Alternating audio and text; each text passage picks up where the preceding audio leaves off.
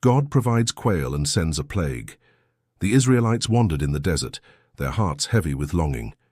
Egypt's pots of meat, now a distant memory, haunted them. "We're tired of manna," they cried, tears staining the sand. Their complaints reached God's ears, and Moses, exhausted, pleaded, "I can't carry this alone." Imagine the weight on Moses' shoulders, leading a grumbling nation, their faith fading. God heard their cries, but not just for food, for trust. He promised meat, not for a day, but a month, until it overwhelmed them. The people's hearts weren't just hungry, they were ungrateful.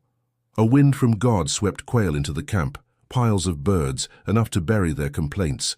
The people scrambled, gathering, eating, their mouths full but hearts empty. But God's anger burned. A plague struck, swift and merciless as they chewed. Those who craved more than God's provision fell, their graves named Kibroth Hattaavah, graves of craving. Moses watched, heart torn, as the people learned a bitter lesson. Chasing earthly desires over God's gifts brings death. This story cuts deep. It's not just about quail or a plague, it's about us. We all hunger for more comfort, more stuff, more control. The Israelites' cries echo in our own hearts when we forget God's daily bread. Picture yourself in their camp, manna in hand, yet longing for something else. How often do we trade God's enough for our own wants? The quail piled high, a gift turned curse because their hearts turned away. God's provision was never the problem, their trust was. Today we're surrounded by endless cravings, new phones, better lives, fleeting pleasures. But what's the cost?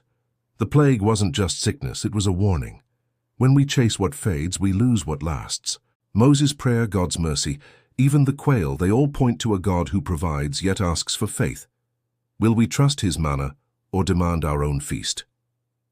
Kibroth Hattaavah's graves whisper, true satisfaction comes from him alone.